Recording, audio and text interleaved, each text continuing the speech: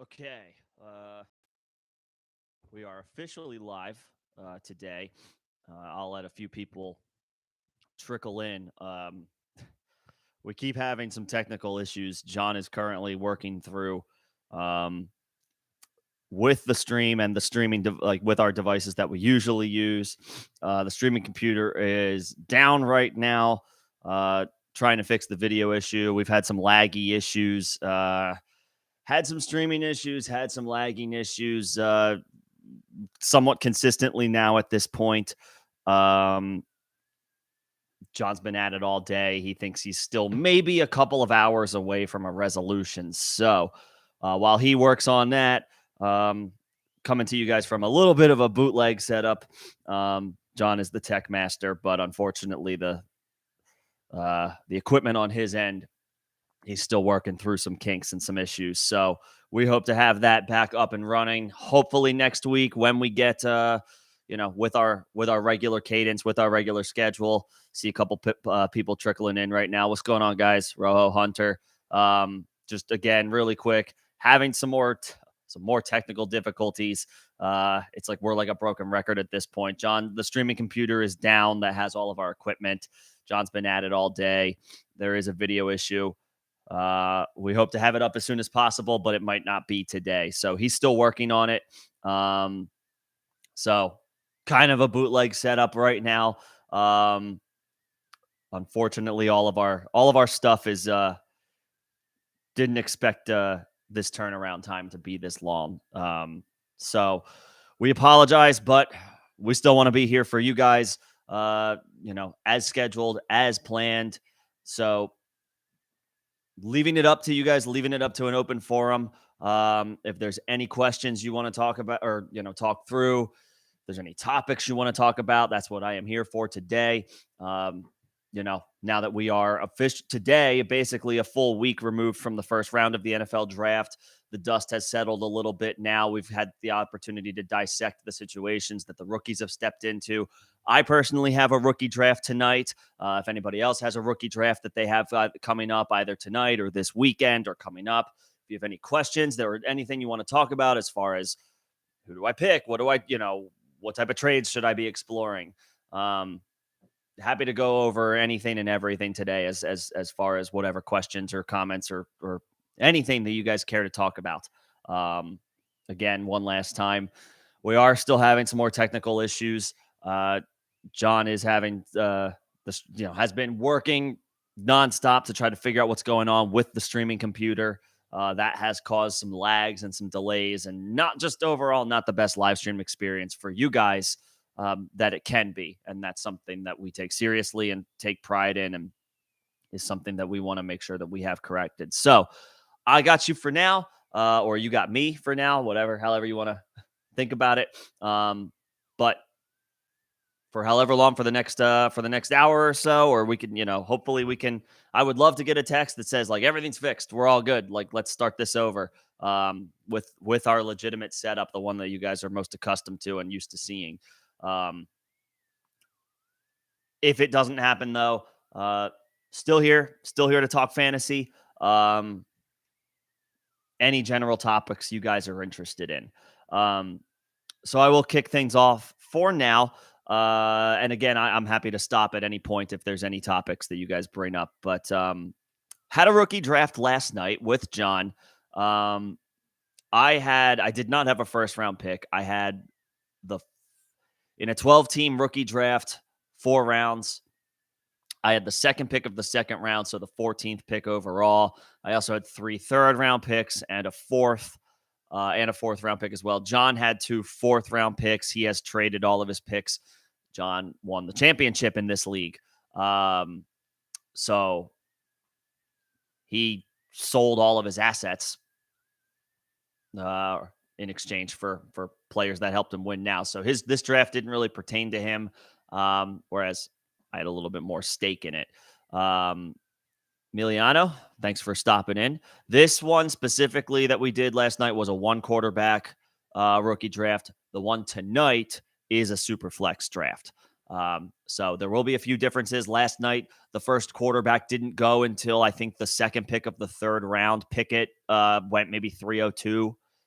I think that's what it was, 302, because I had 303, which makes sense.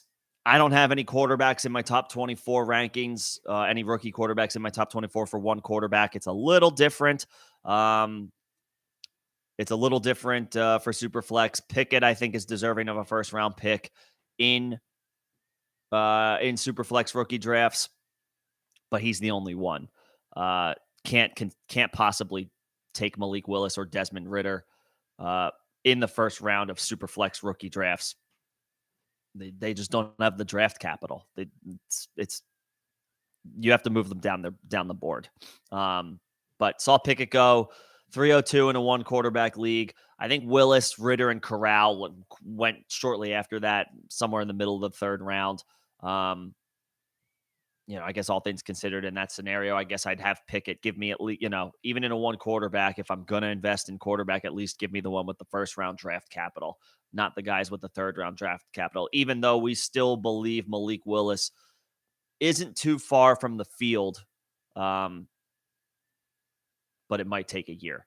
The other guy I think who might start day one is Matt Corral. But again, third round draft capital versus first round draft capital. I'm not taking Matt Corral in the first round of a Superflex rookie draft just because he looks like he has the clearest path to starting week one. And I think he does, even over Kenny Pickett. There's a little bit more, it's a little murkier with Mitchell Trubisky in there. But with Sam Darnold, the Panthers are clearly interested in moving on from him. They've made it very clear this offseason.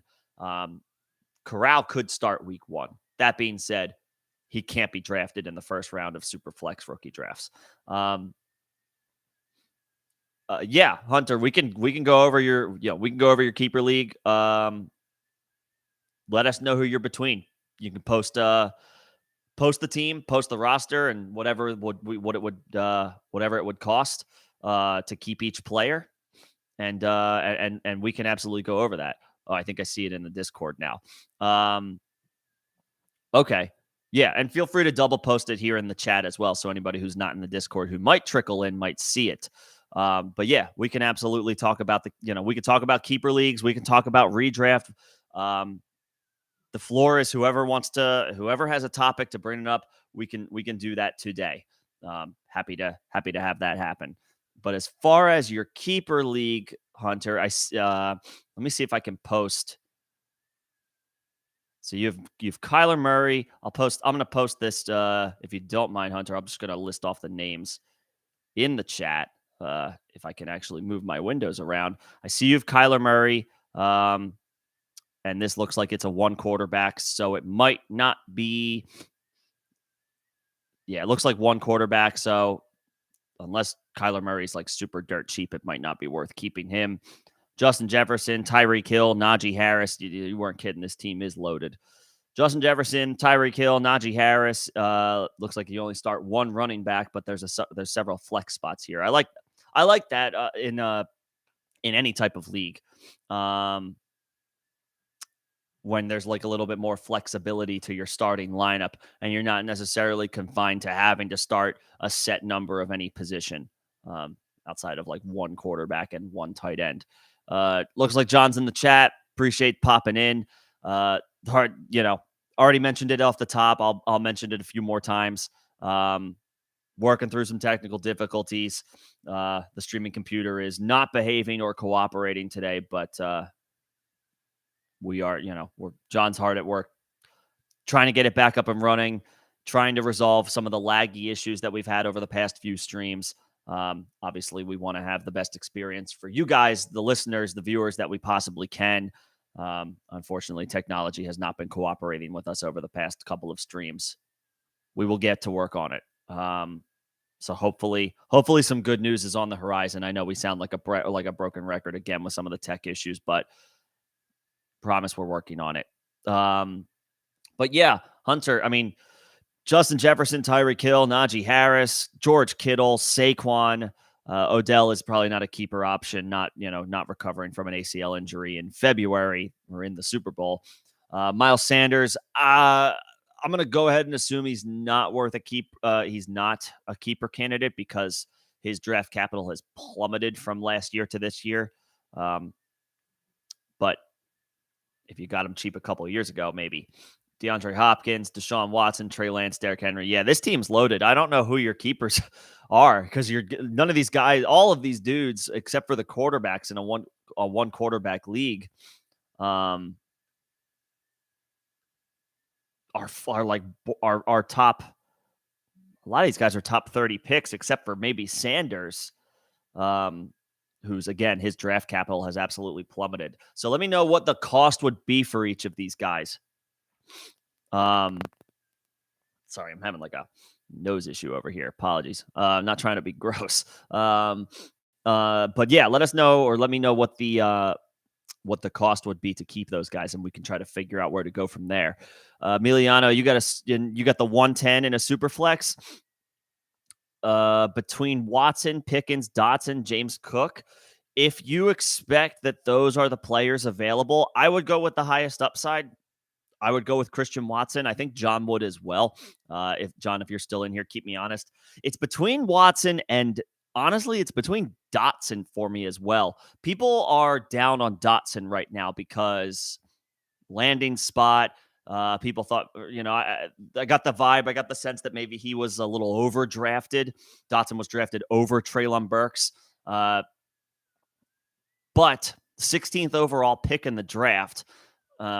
Washington, we don't know what their long-term quarterback situation is going to be. Obviously, for 2022, it'll be Carson Wentz. But after that, you have to figure Washington moves on. The past two teams that have employed Carson Wentz moved on the very next year. So I know the Eagles had him for years after that, but the Colts moved on very quickly. Kind of tells you all you need to know. Washington will be in the quarterback market next year. Hopefully that spells good news for Dotson. But that being said, with Watson already having Aaron Rodgers to catch passes from for this year, and I would think next year as well. I would think at least for the next 2 years, Watson has Aaron Rodgers as his quarterback. And with the high upside, with the athletic profile, he runs fast, he's big, he's strong. The landing spot is excellent as far as opportunity. I think I would go Watson, and John agrees. I would go Watson. My order there for that, Emiliano, would be Watson, Dotson, and then it's a toss-up between Pickens or James Cook. I guess I lean Pickens. James Cook is in a full-blown committee, whereas Pickens got drafted to the team that is maybe the best in the league at drafting and developing wide receiver talent in the Steelers. So Pickens lands in a phenomenal landing spot. And there's, Deontay Johnson is plenty good enough to work on the inside or the outside, but if Pickens shows enough in camp and flashes enough, maybe Deontay moves to the slot a little bit more. Pickens and Claypool are your outside receivers. Or maybe Pickens supplants Claypool here and there, and Deontay stays on the outside. But regardless, it's a great landing spot for Pickens. That being said, Watson and Dotson are the guys with the first round draft capital, or Watson was drafted high second round, excuse me. Still above Pickens and tied to Aaron Rodgers. Those are the two guys I would be looking at, Watson and Dotson. Excuse me. You got the one, and you have the 102 and the 103, so you can go which any way you want. You can go Kenneth Walker if you want to secure the clear second best running back in this class, and maybe one of only two running backs in this class that have any type of long-term value. Let's just be completely honest. The draft capital is just not there for a lot of these guys. James Cook, I guess, makes the cutoff, but after that, I don't know. Feels like a lot of these running backs. The more I think about it, the more I think a lot of these running backs this year are like 1 year guys, and then look to 2023. But you could secure Walker, and at the 103, you can take your favorite receiver. If it's Jamison Williams, I'm okay with that. If it's Garrett Wilson, I'm okay with that. I personally wouldn't take Drake London. I know he's in consideration there for a lot of people. I know same can be said for Treylon Burks. And then I think Olave has kind of settled in as a little bit more in like the 105, 106 range. But I would go high. I would go either Williams or Wilson. I think those two are combination of high upside, but also safe at the 103. Unless you're completely loaded at running back, I would probably take Walker at the 102. And even if you are loaded at running back, I think Walker has settled in as an easy top 3 pick with so much uncertainty around, in my mind, the rest of the running backs of this class. And that includes James Cook, that includes Rashad White, that includes Isaiah Spiller. I'm not crazy about the long-term prospects of this draft class. Maybe Zamir White, if the Raiders do in fact move on from Josh Jacobs, which looks like a real possibility. They declined his 5th-year option, and then they drafted Zamir White. Outside of that, though, I have some pause, which for me means Walker has settled in nicely as high as pick number 102. So, ultimately at the 110, though, I think I would go Watson and go with the high upside. Dotson has the draft capital. There's no question. It's just like the landing spot's not as enticing, and that's why he's falling down there. Go with your gut at the end of the day. If you prefer Dotson because of the draft capital and therefore maybe he feels a little bit safer long term, Watson's not going to get to catch passes from Aaron Rodgers for very long. It's going to be probably 3 years tops. That's like best case scenario. Might be more like 2. Whether Rodgers moves on or he has flirted with retirement, we'll see. Watson is the right now winner. Dotson might have a little bit more long-term intrigue, but with Washington, it's hard to definitively say that that'll happen. So Watson's the upside play. Dotson is the maybe the safe play. As far as Hunter's keeper league, so let me take a look at this here.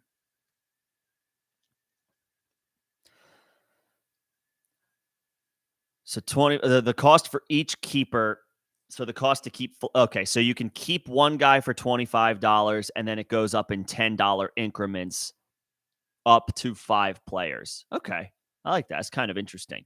$25 for one keeper. If I could only keep one guy from your list, and again, Kyler Murray, just like they're studs. It's just studs all up and down the board.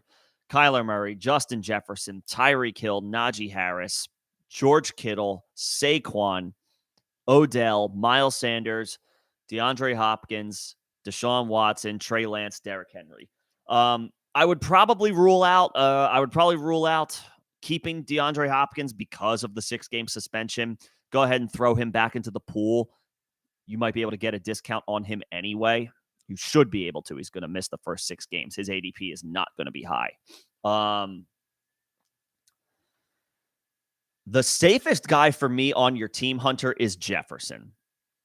I really like what the Vikings are doing this offseason. I'm having like itchy nose issues, by the way. I apologize. I'm not picking my nose, for the record. I would go Justin Jefferson. He's the safest pick. That would be my first keeper.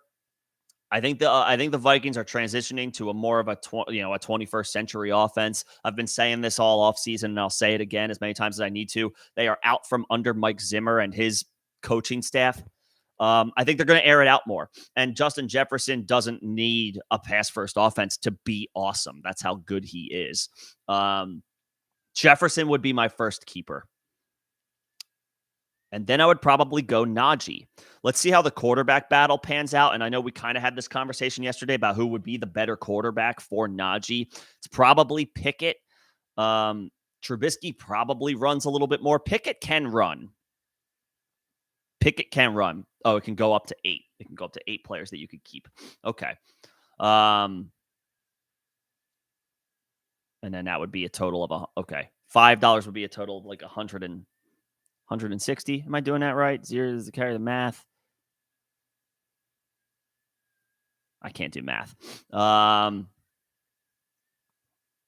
is the cost for each keeper. So the cost to keep 5 players would be $160. Got it. Okay. Jefferson, I like a lot. Najee, I think is incredibly safe. Those are 2 guys that I would definitively say go ahead and keep those guys. You also have Derrick Henry on IR. That's an interesting 1-year option. Since it's just a keeper league, it's not a dynasty league. If Derrick Henry comes back healthy, which he should. He was back healthy for the playoff game. He wasn't able to do a whole lot. It's hard to do things in your first game back off of a Jones fracture, especially a running back with, who carries the rock and carries the load like Derrick Henry does. He's an option for at least just next year. Those are the three guys that stand out to me. Justin Jefferson, Najee Harris. And then if you believe in Derrick Henry for one more year for just 2022, that would make sense. Tyreek, it's fair to stay excited about Tyreek.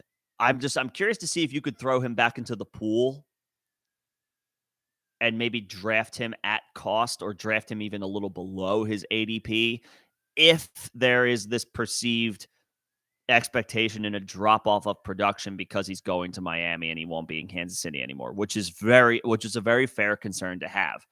Tyreek is awesome on any given weekend. He's or on any given Sunday, he is the best receiver in the game, and at worst top 8. Usually settles in. I feel like he's just a steady, rock solid top 3, top 5 player at the position. But it is a downgrade in situation going from Patrick Mahomes to Tua, even though we're not out on Tua. I've warmed up a lot to Tua, but he's not Patrick Mahomes. He's got a lot to go. He's got a long way to go to prove as far, that he's can be even 60 to 70% of Patrick Mahomes. So there's a little bit of pause there. With Kittle, I like Kittle, but he's currently being drafted as like the tight end 4. And there's uncertainty about the quarterback position. If the 49ers do move to Trey Lance, which first of all, you could theoretically keep that stacked Lance to Kittle. Where's Trey Lance at in his development? If they move on from Jimmy G, then that's obviously a positive sign. But is it going to be more? Do they shift even more to a run-first team? Does Trey Lance run way more than he throws the ball? Is it like a Philadelphia Eagles situation last year where the 49ers are the number 1 rushing offense and they're not throwing the ball as much? Therefore, like any given week, it could be Kittle, it could be Debo, it could be Ayuk, but it might not be all of them consistently each and every week. So that's a slight concern I have with Kittle. Saquon, I would wait. I would wait on Saquon. I would throw Saquon back into the pool. I'm not off Saquon. Like, I think Saquon has a good chance. Excuse me. I'm sorry, you guys. I think Saquon has a good chance to be this year's Joe Mixon, where everyone's down on him. He's now a couple years removed from the injury that has hampered him and has made him less effective. It's just a much worse offense. Comparing Saquon's situation to Joe Mixon's situation. Obviously, Joe Mixon has Joe Burrow and an electric collection of pass catchers to complete what is a very good collection of talent on offense. Saquon doesn't have that in New York. Saquon doesn't have that with the Giants. Daniel Jones has not proven that he's a long-term starter in the NFL. And let's just call a spade a spade. Kenny Golladay, Sterling Shepard, and Kadarius Toney don't match up pound for pound with Jamar Chase and T. Higgins and Tyler Boyd. This is just not even close. So there is it's a give and take. On one hand, I think Saquon can bounce back nicely. On the other hand, I don't know that I feel confident enough to want to spend my dollars to keep him. If he falls in the draft after I throw him back into the pool, and I feel like I'm taking less of a gamble on a guy with his upside, then sure. I'm not sure I would necessarily keep him. We got a long way to go as far as figuring that out, though. So, and Miles Sanders, I wouldn't keep. His ADP has plummeted. He's a guy I do recommend targeting, though, in redraft formats, because now you can have him around the top 100. Or, yeah, you can have him right around, like, pick 100.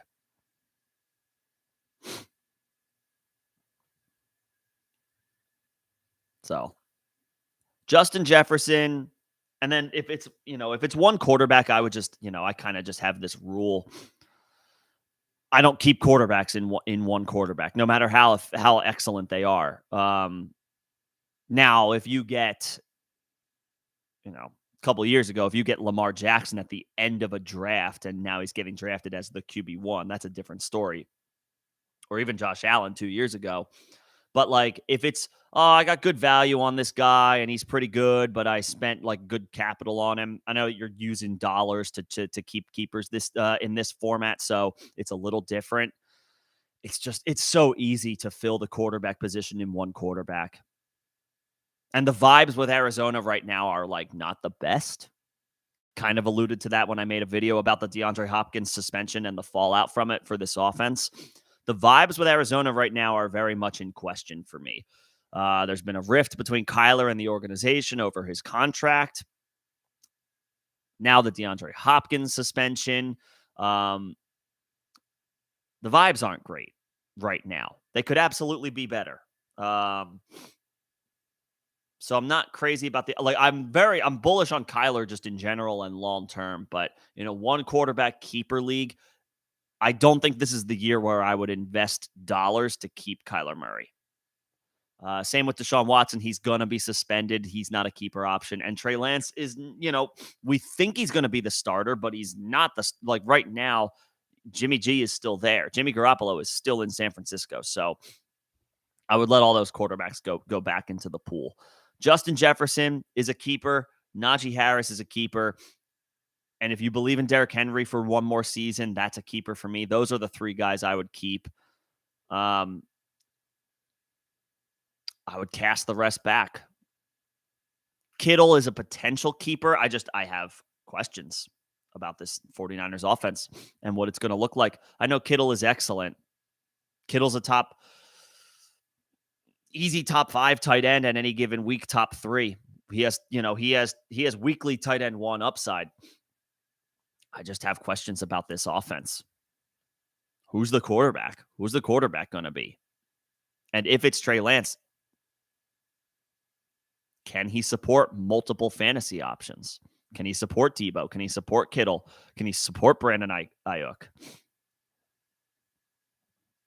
So, something to think about when it comes to the 49ers skill position players. And out of 16 picks, you'll have okay. So I guess it's hard to gauge or speculate right now who could potentially be available at that spot. You might be looking at like Breece Hall. 16th pick in the draft with all of these keeper options. Maybe Breece goes even higher if there's a bunch of other people keeping 3, 4, 5 guys. Maybe it's Breece. Okay. So this year you're adding 4 teams. Would somebody give dollars for Kyler or Watson? Excuse me. Would somebody give dollars for Kyler or Watson? Because, I guess in theory, if you can keep all of these guys, it's kind of like there's a dynasty aspect or element here if there's not a limit to the number of years you can have keeping a player. If there's no limit, to the number of years that you can have a player for, then there's a bit of a dynasty aspect to this keeper league. And then in that case, Kyler's got more of an argument. Watson does as well. But obviously, if you keep Watson, you got to invest in a couple of quarterbacks to keep you afloat, depending on the length of his suspension. And okay, so you can trade dollars for players. Could be something to explore with Deshaun Watson. Like maybe keep Kyler and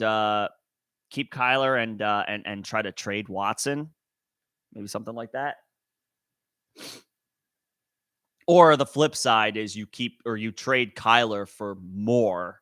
You get more for Kyler, keep Watson, and then just draft or buy a couple of cheap options at quarterback to keep you afloat, depending on the length of Watson's suspension.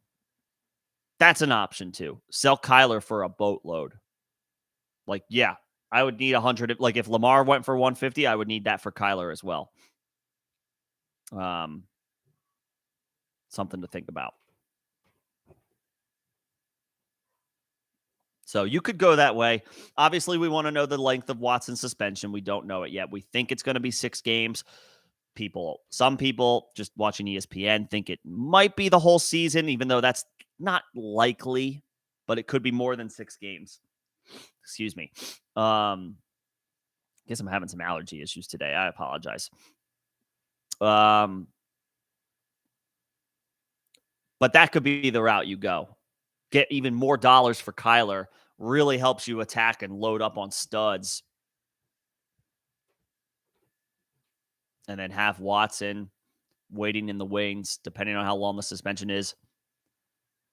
Fill it in with a stopgap at quarterback until he's ready to return. You could do that. I think that makes a lot of sense. Yeah. I worry a little bit about Kyler this year. Kyler might be a guy that's worth like selling and then trying to reacquire next year. Not worried about Kyler the player. I'm telling you, man, the vibes are just like not great in Arizona right now. This off-field stuff, we've seen it before. We've seen off-field issues trickle into the regular season and onto the field and impact players' production.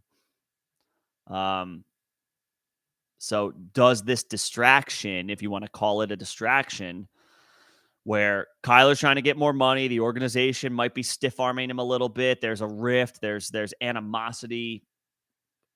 This is all according to information that we've received from the media. So how much is legitimate? Obviously, don't believe everything you see on the internet, but it is well documented at this point. Kyler wants a new contract, and the organization is obviously, if both sides were in agreement on the money, they would have a deal already. So kind of tells you what you need to know. They might be far apart, which does that lead to issues in the locker room or on the field?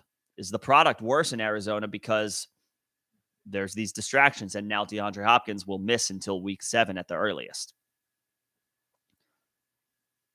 So with that in mind, for 1 year, Kyler could be worth selling as high as you can, get as much as you can for him, and then get him back. If you really want, you could get him back next year. And then like rock with Watson. And then if Trey Lance is named the starter, maybe Trey Lance is your guy weeks 1 to 6. And then if that's what the length of Deshaun Watson's suspension is, he comes back week 7, he's your guy. You're ready to rock and roll. So those look like your options.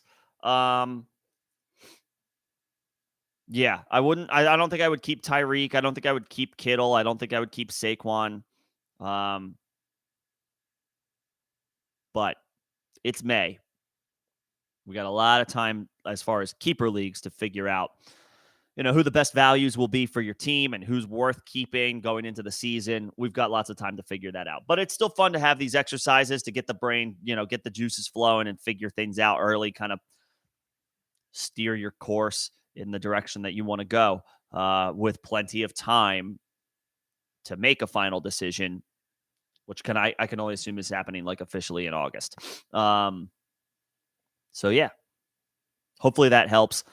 I apologize, guys. I'm like having some allergy issues, I think, with my nose. That's all the sniffling and scratching. One more time for anyone who is joining a little late or maybe has just joined. We are having a little bit of a technical issue today. John is working through some issues with the streaming computer. It went down in layman's terms. And we might still be a couple of hours from a resolution just based on what it looks like. So we've had some laggy issues with our streams the past couple of times. We don't want that to continue. We don't want that for you guys. We want the best and most optimal viewing experience that we can provide. Unfortunately, it's been a little bit like pulling teeth to get there. It's not without effort, though. John's been hard at work trying to get this up and running and resolved, and so that we don't have any more lag issues and that you guys get the experience that you deserve, which is the best one that we can provide. So holding it down for now while John tries to sort through the issues. Anyone who's trickling in, this is a free-for-all. This is a Q&A. Any topics, fantasy-related, dynasty, keeper, redraft, whatever, anything's on the table. Happy to talk through anything, any questions, or if you guys just want to bring up a topic, it's the floor is yours. But until then, was talking a little bit about rookie drafts at the top of the show. Again, I have a rookie draft tonight, a super flex rookie draft tonight. I have the 7th pick. I have the 107. So I made the playoffs, but I lost my first game. Womp womp. But I have the 7th pick in a super flex league. I have an idea of what I'm going to do, but obviously we have to see how the board shakes out. There's not necessarily a rhyme or reason how any pick is going to go after the 101. Breece Hall is the 101 in every format. One quarterback, super flex, don't care the scoring, even if it's full PPR. Breece Hall's the 101. After that, I'm seeing all those top rookie receivers go any which way. Like Drake London might be the first off the board. Jameson Williams might be the first off the board. Garrett Wilson might be the first off the board. We'll see how things go. And I have my allergy issues to boot. I apologize. Daniel, what's going on? Thanks for stopping in. John's trying to figure out some tech issues, but maybe he'll be able to join us later. Not sure how likely that is. But thoughts on Mecole seeing more targets? He should. It's pretty simple. Tyreek Hill's gone. Demarcus Robinson is gone. Byron Pringle is gone. That's over 200 targets that are available in this offense. Now, obviously, they added Juju Smith-Schuster, they added Marquez Valdes-Scantling, and they drafted Sky Moore. So 3 guys out, 3 guys in, right? That's the replacement. Those are the replacements for the guys that they lost this past year. Tyreek obviously being far and away the most talented of all those guys. I expect Juju to absorb, say, 65 to 70% of Tyreek Hill's targets. Juju's going to be operating probably in the slot pretty primarily, so he'll be on the field plenty. I would expect if a healthy Juju to absorb, I would think he gets 130 to 140 targets. If that's 65 to 70% of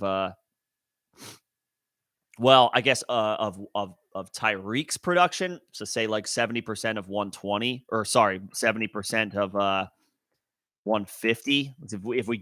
If we give arbitrarily Tyreek Hill a 150 target floor, Juju should see, I would think, 110 targets, somewhere around there. That would be my guess. Marquez Valdes-Scantling picks up, 60 to 70. Sky Moore picks up 60 to 70, I would think.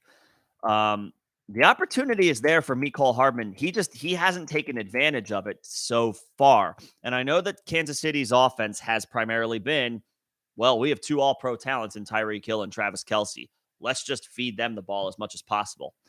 Pretty sound strategy. The Chiefs have had deep playoff runs and a Super Bowl championship over the past 4 or 5 years doing just that. Makes a lot of sense, right? Excuse me. Mecole now is in a situation where competition is more wide open. I'm just not sure he's shown enough to believe that he has earned the right for more work. Will he be maybe more of a full-time player? Yeah, maybe. He's been there for 3 or 4 years now. He's now like the veteran as far as the wide receiver. I'm not including Kelce here, but in the wide receiver room, he's obviously the longest tenured. Mecole is, with Juju being new, Marquez Valdes-Scantling being new, and Sky Moore being a rookie. But he probably sees, I would agree, I don't think he sees too much more than the targets he's already that he's already seen through the first 3 seasons of his career. He saw, obviously the number has gone up each year.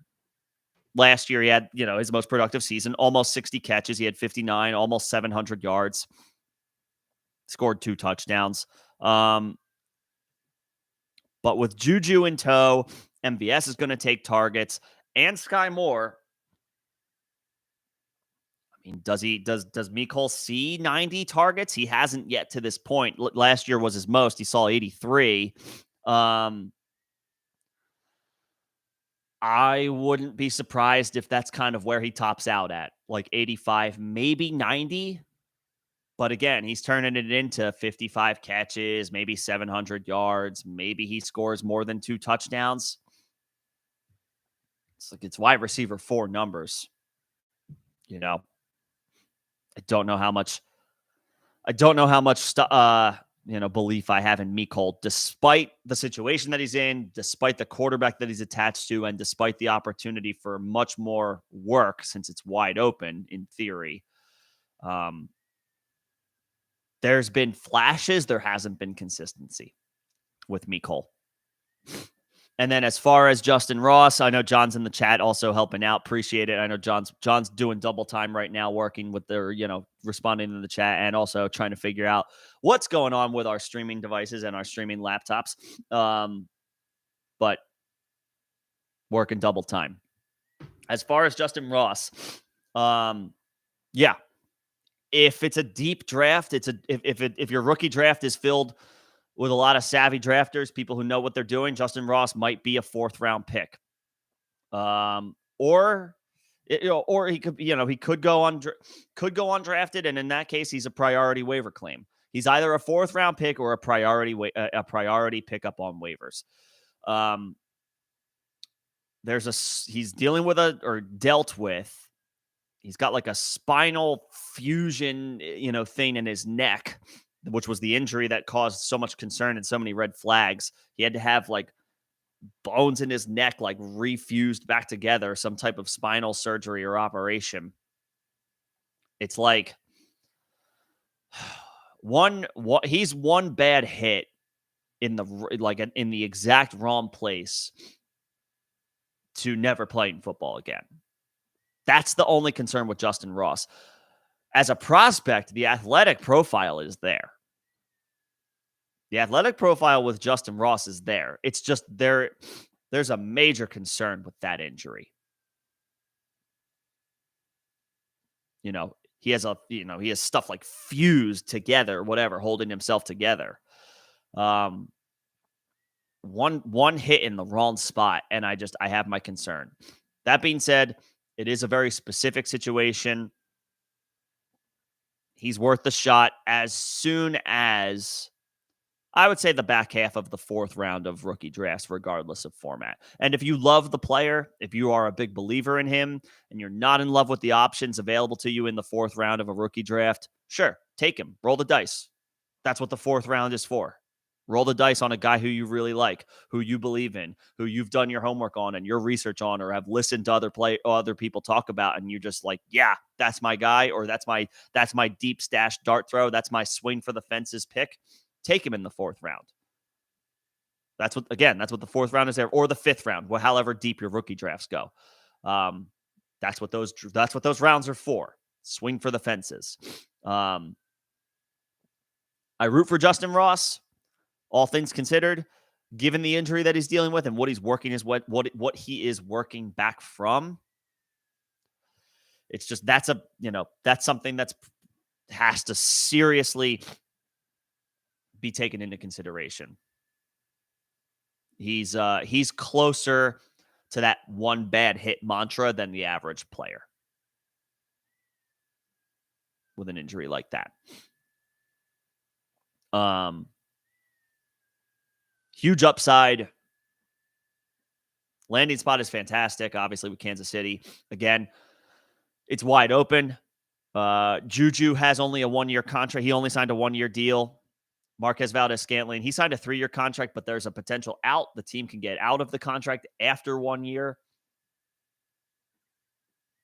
It's wide open opportunity at the wide receiver position in Kansas City. So that's what Justin Ross has going for him. In addition to the fact that if it wasn't for this damn injury, he would have been drafted, and he would have been drafted high, I think.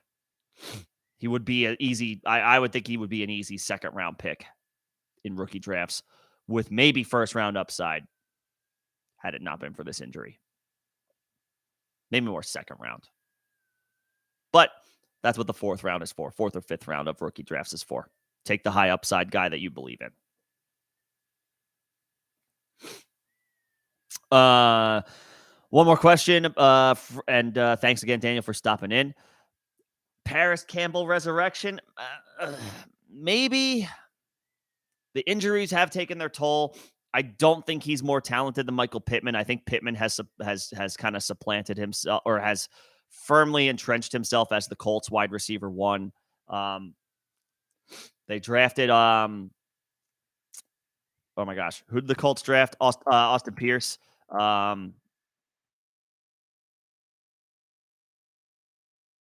I say that right? They drafted a wide receiver, Alec Pierce. Is that what it was? What is wrong with me? Alec Pierce. I said Austin. I'm thinking of Calvin Austin, I guess. Alec Pierce. They drafted relatively high. Wasn't in the second round. Just double check this. He was drafted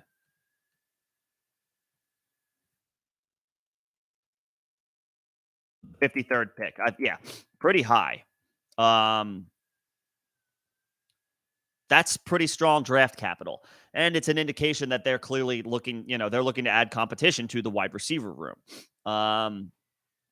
So I'm not necessarily sure that a Paris Campbell, I mean, Matt Ryan certainly helps.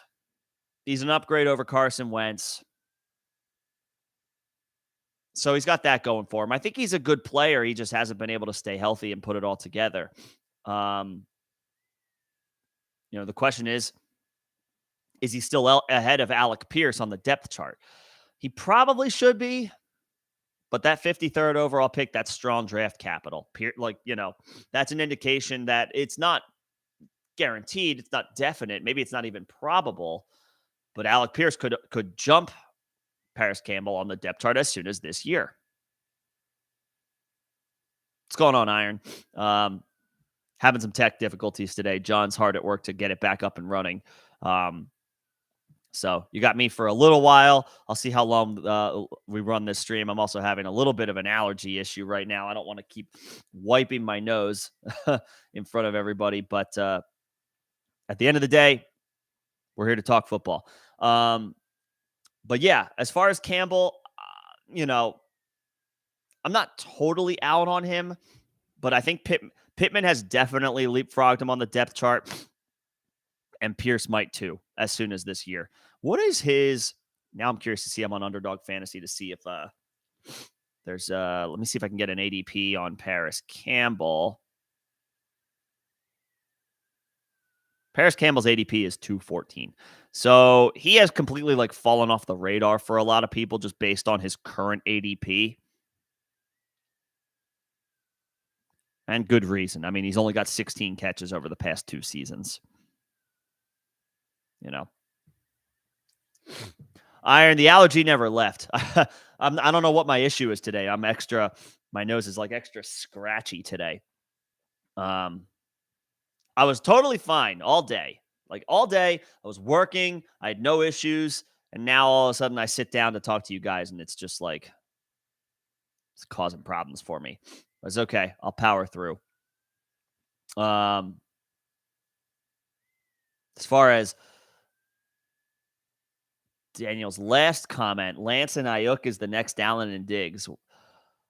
That is a hot take. That's certainly a hot take. I'm not sure I can get on board with that. Josh Allen took monumental strides from year 2 to year 3 that I don't know we've ever seen before from the quarterback position. Josh Allen is an excellent success story of taking a project and seeing all the tools and then him putting it all together. That doesn't always happen. Now, Trey Lance, there's a reason the 49ers traded 3 first-round picks to move up for the opportunity to take Trey Lance, is because they feel like Trey Lance has similar tools to Josh Allen, and they hope they can maximize that on that, capitalize on that, maximize his potential, and realize his ceiling. But Lance didn't take hold of the starting job definitively last year. Now, the Bills didn't have a guy of Jimmy Garoppolo's caliber to hold off Josh Allen his rookie year. But also now it's year 2 and the 49ers haven't moved on from Jimmy G yet. We think they're going to, but they haven't yet. I am of the belief that Trey Lance starts for the 49ers this year, but also I thought that Jimmy G would. I thought that would be more set in stone, more definitive today in May now than it actually is. So is that, well, the 49ers didn't have a market for Jimmy G, which is probably fair. There's not as many quarterback landing spots as there usually is each year in the NFL. In fact, this is the fewest number of quarterback opportunities that I can, as far as like free agents or draftees or moving parts, than I can remember. There were maybe 3 or 4 spots this year where teams were actively looking to upgrade at quarterback. So maybe the well dried up on the Jimmy G market. The other thing is, though, like, where is Trey Lance in his development? Where are we at? Nobody can sit here and definitively say that they know the answer to that question. I certainly don't. Is Trey Lance ready? We can hear great things in off-season rookie camps or mini camps. Not rookie. He's not a rookie anymore, but off-season mini camps about how good Trey Lance looks playing in shorts, playing against air. And I'm not trying to like poo-poo Trey Lance. It's just we genuinely don't know. Where is he at? Is he going to start week 1? These are questions that still need to get answered. I hope he maximizes his potential, and I hope he realizes his ceiling, realizes all that potential. And yeah, if he does, he's turning all those 49ers weapons into easy top 10 options, top 12 options at the position, at their respective positions. We got a ways to go, though, I think. But we'll see. Yeah, powering through this, Iron. But thanks for the concern. I promise to be as not gross as I possibly can be.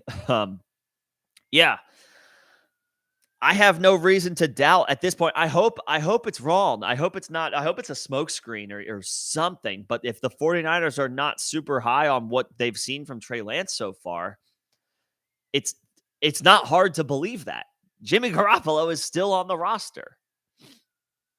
If the 49ers really wanted to give Trey Lance the reins, I can't help but ask this question.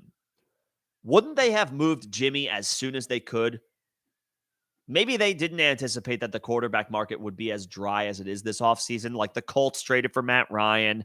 Obviously, the Browns made the Deshaun Watson trade. But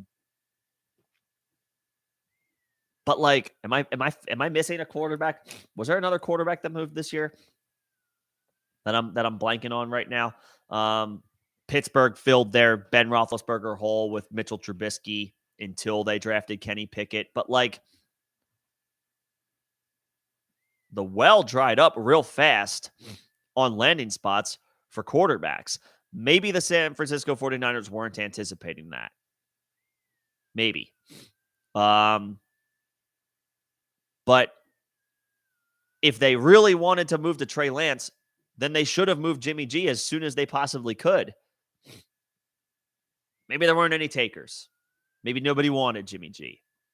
There's a lot of maybes here. Like maybe is this question even legitimate asking? Is that question even worth like a legitimate bringing up? Oh, and Carson Wentz. Thank you, Daniel. Yeah. So Washington added Carson Wentz instead of Jimmy G. Like, okay, maybe the 49ers couldn't have anticipated that one. But still, even when Carson Wentz got traded to Washington, I mean, obviously it takes 2 to tango, but they should have been like, we'll take literally hey, Colts, we'll take literally anything for you to take Jimmy G. If they really wanted to go to Trey Lance right away. Now, Kyle Shanahan said in the offseason, and this is absolutely correct, we're not just going to give away a good quarterback or a starting caliber quarterback in the NFL. And say what you want about Jimmy G, but I guess he's proven he is I think it's fair to say he's one of the best 32 quarterbacks in the NFL. I guess that's fair to say. Um, it is. I mean, he's won playoff games before. Obviously, wins are not a quarterback stat. They are a team stat, but he was a part of it. That being said, the 49ers are now stuck with a situation where they have the incumbent who doesn't inspire a ton of confidence, but all the team has done while he has played is win games. He's, he's capable of managing a game in that regard. Or the high upside dude that they spent 3 first-round picks on.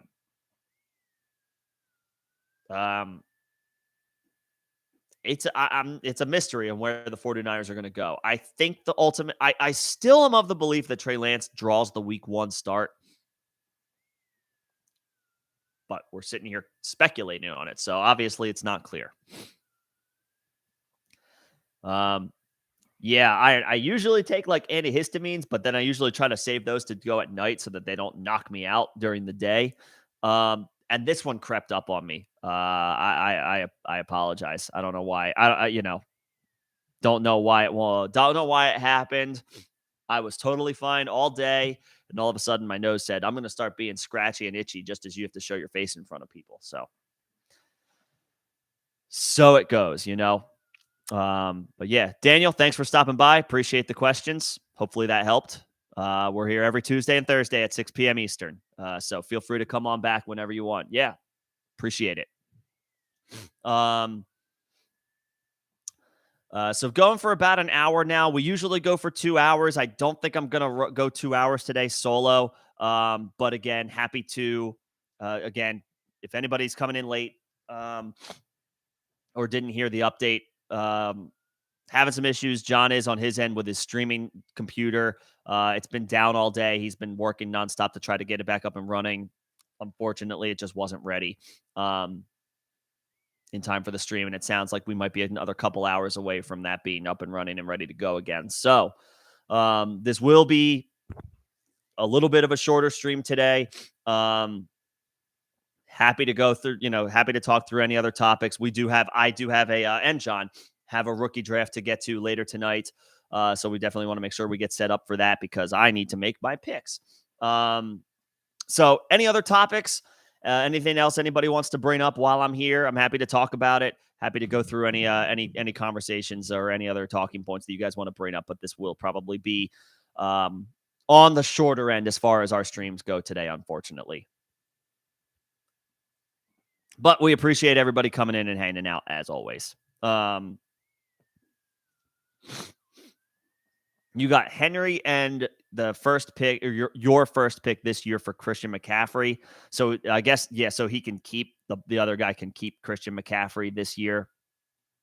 No, I don't think you lost it. I think both of those players are kind of close to the same boat. Plus, you picked up a first round. At least it's a 16-team draft. I understand. So 116 is doesn't feel like a first round pick, but for your league, it's a first round pick. I wouldn't say you lost. I think both players are in the same boat. Derrick Henry has been more durable than Christian McCaffrey, but is coming back from a Jones fracture, and I hate Jones fractures. They are tricky injuries. They are weird injuries that force you to miss lots of time. It requires lots of rehab, and oftentimes you're not yourself right away. We saw that with Henry in the playoff game. He was not himself coming back probably too early and 2 months removed from that injury. McCaffrey has played 8 games, 6 games over the past 2 seasons. He's got injury concerns and issues of his own, and is still in an offense with not much inspiring quarterback play. Now, we've seen him dominate with subpar quarterback play, but is that sustainable? Maybe for a player of McCaffrey's caliber, but it's twofold. Is elite high-end play sustainable with bad quarterback play? And is McCaffrey able to get through more than a few games at a time unscathed? We haven't seen that for 2 years now. You did fine. I would say you did fine, Hunter. Henry, I think, is good for one more season. And with your keeper rules, I think is a legitimate keeper option for next year. But I think this is the last year. He's going to be, is Derrick Henry, I think he's 28. Maybe he's 29 already. Derrick Henry's 28. What are his career numbers? Remember, there's that 1,800 carry threshold that you can kind of point to and look at with most running backs, even the elite ones, and look at and say, that's where they fell off. So he's at 1,400 carries now, literally 1,401 to be specific. So he needs about another 400 carries, career carries, to hit that 1,800 carry threshold. And then it's like that's a culmination of huge workload, years and years of taking hits from NFL linebackers and defensive linemen. Eventually, that all catches up to you. But I think Henry's got one more season. I do.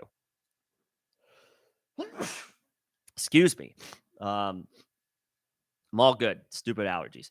I think you made out fine, Hunter. I ultimately think you did okay. Because you picked up the pick as well. And again, I'm not sure who the other keepers are in that league, but that pick might be like Breece Hall. Maybe. Iron, you're in the middle of a dynasty startup, so it's one quarterback, 12 teams. You got Najee, nice. You got Diggs, nice. You got DK, Pittman. Yeah, so far so good.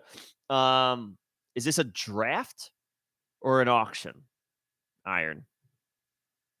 And if it's a draft, where did you what pick or picks did you have? Did you make any moves to acquire those players? Like, can you trade draft picks or auction dollars? I assume I have to imagine you might be able to. If it's not an auction, has anybody done an auction before? Well, I guess Hunter, it's not exactly an auction. You use dollars to keep players, but has anybody ever done a startup auction? I've done a couple. I almost prefer them to drafts because in theory you have a chance at getting any player without having to maneuver with trades. Not that trades aren't fun. Obviously, trades are the lifeblood of what makes Dynasty fun.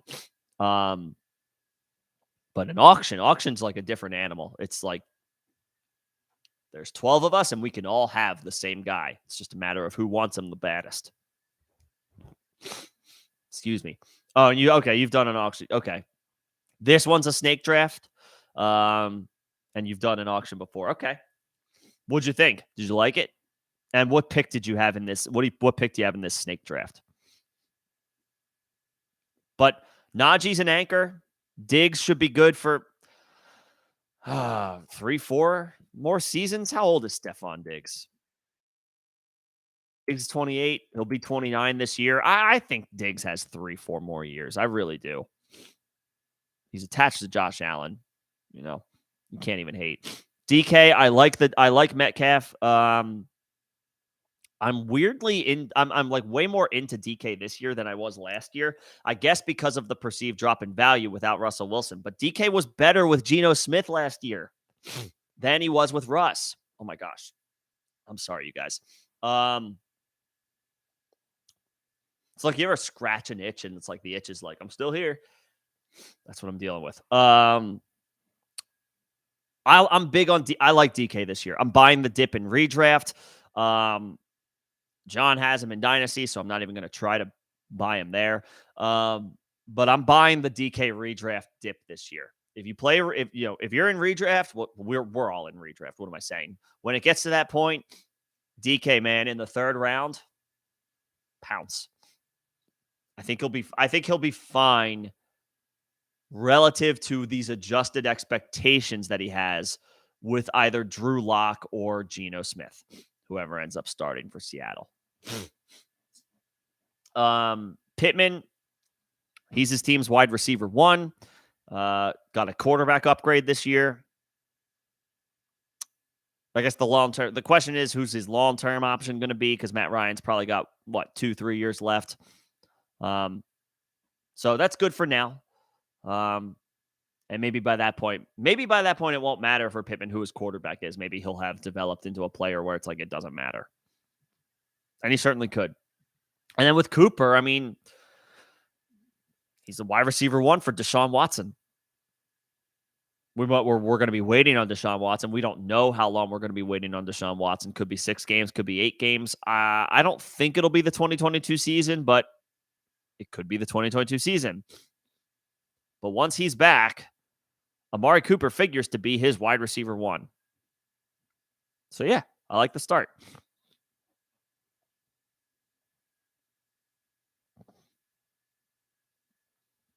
Second overall pick. So that's definitely where Najee went.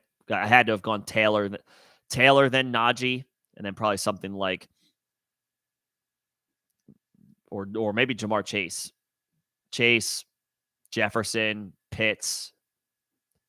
Like these are your first rounders in a one quarterback dynasty startup. Javonte Williams is probably up there.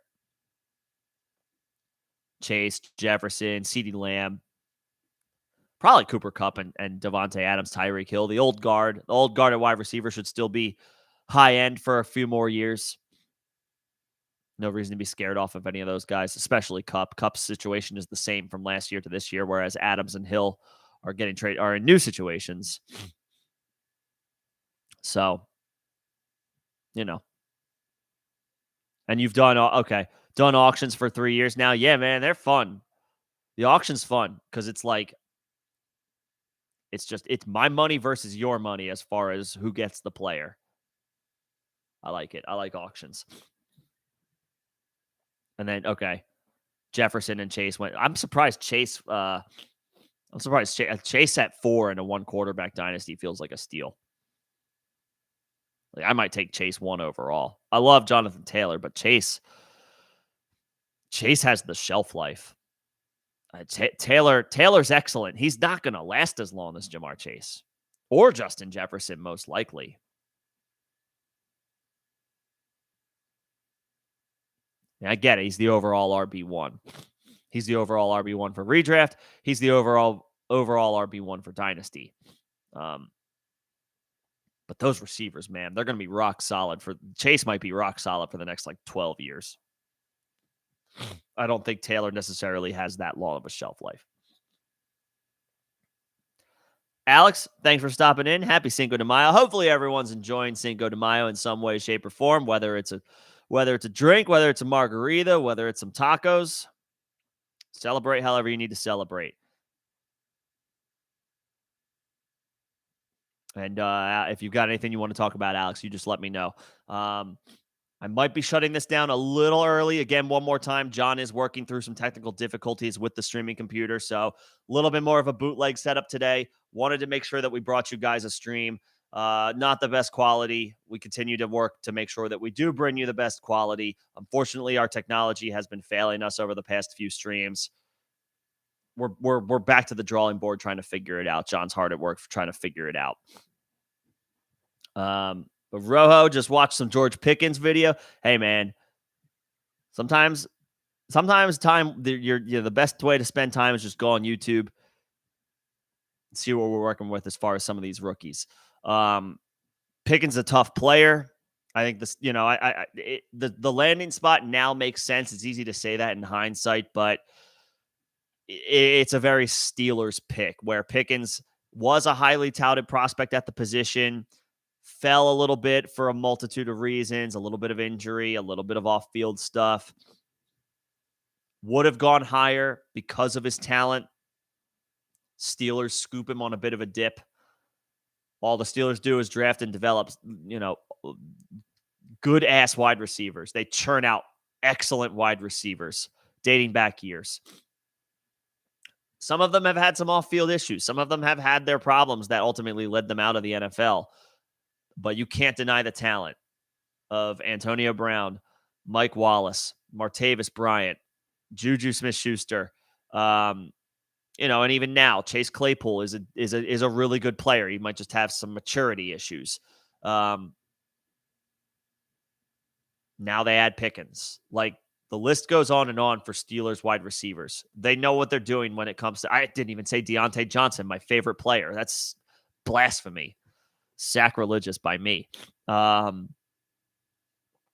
Excellent organization for a wide receiver to land. If you're a fan of a wide receiver and that wide receiver ends up getting drafted by the Steelers, move them up. Move him up your board. Move him up your rankings. Pickens is, I would say, around the turn. He's a borderline first round pick in rookie drafts.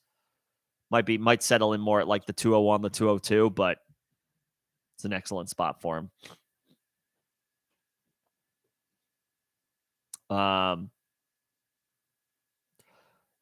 Alex, you like the but traditional gets the job, like the draft. I guess you mean the draft being traditional.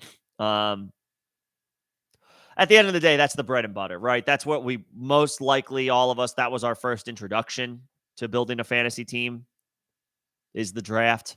I certainly didn't do an auction until I had done, 20 drafts, 20 drafts or so. So it was a different experience. That, the fact that it was new was maybe what made it most fun. And in theory, the idea of being able to get any player as long as you commit to it is enticing. But the draft is the bread and butter. That is, that's old school. It's traditional, like you said. How would I rank Kyron Williams, Hassan Haskins, and Keontae Ingram? Man, it's close. Yeah, like Rojo said, it's close. Kyron,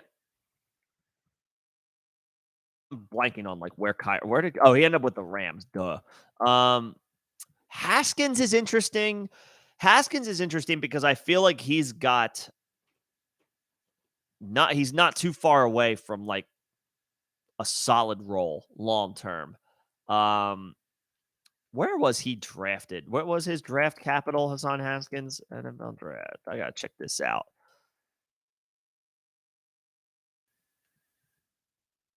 Haskins was taken third day. He was a day 3 pick. Oh, number 131 overall. Okay. For me, it's between Haskins and Keontae. Keontae, I think, was he like a 6th or 7th round pick? I think he was a 6th pick. Haskins was a 5th round pick. Or was he a 4th round pick? Haskins was a 4th round pick. 131 is the 4th round. I'll go Haskins 1.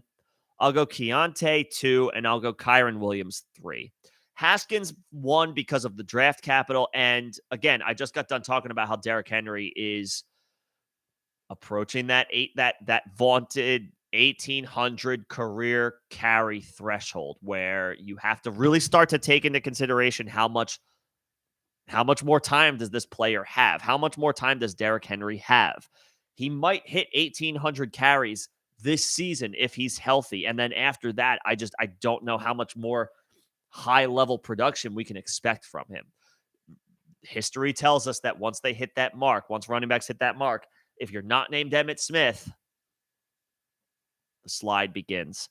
So Haskins, I think, has a clear chance to playing time, has the closest to solid playing time. I'll put Keontae second, 6th round draft capital, but that Arizona backfield is razor thin. They paid James Conner, and he's going to get an RB1 workload this year and needs to be drafted like an RB1, by the way. But after that, it's Eno Benjamin, who I like, but it's wide open between that and Keontae. Keontae's is not too far away from an opportunity. Kyron, I would think, is the farthest away because he's going to be having to back up Cam Akers and Darrell Henderson.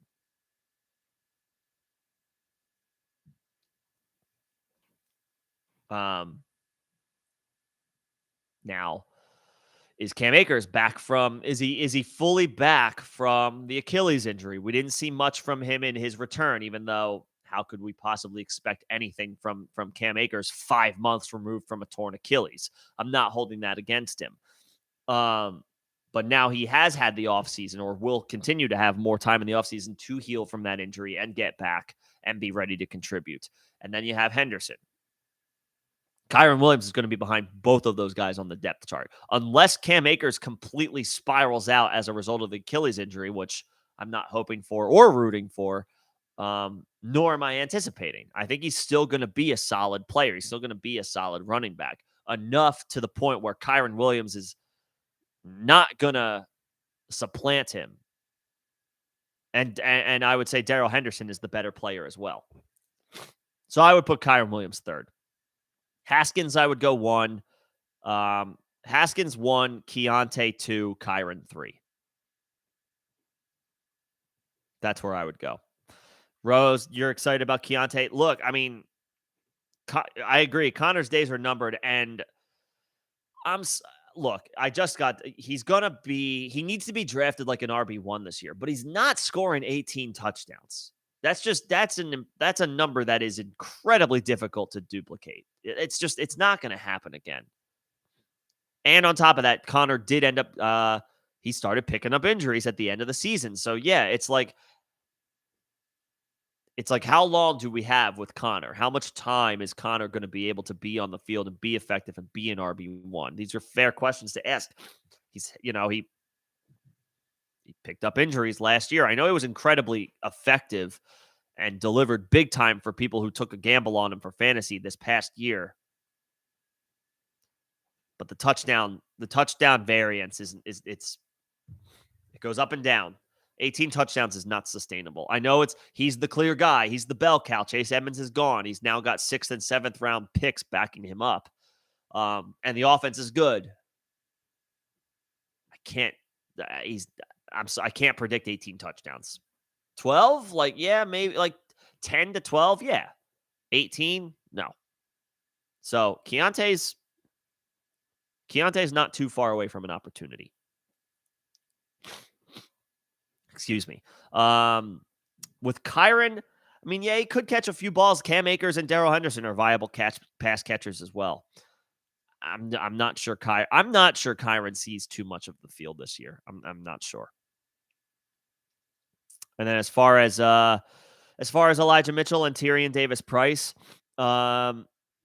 yeah, I think they're both going to be fine. I think the drafting of Tyrion Davis-Price was to find somebody who was supposed to be Trey Sermon, find somebody so that Debo doesn't have to do it, so that Debo doesn't have to be accumulating all of these carries, and you can extend his career to be what he's supposed to be, which is a wide receiver.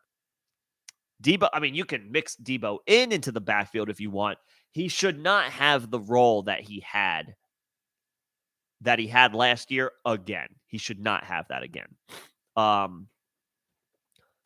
Tyrion Davis-Price hopefully allows the 49ers to do that.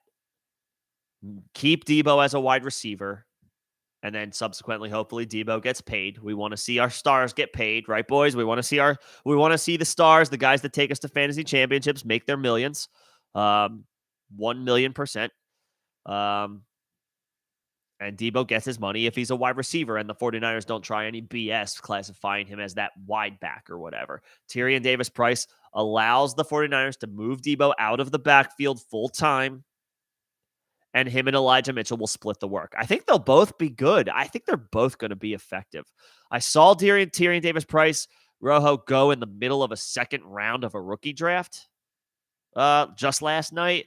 That felt a little high for me, because I was able to get Elijah Mitchell in the 3rd round last year. But if you can get Tyrion Davis-Price in the 3rd round of your rookie draft, smash that accept button or the draft button. Hit that plus sign. Say, yeah, I'll take this guy. I'll put him on my team.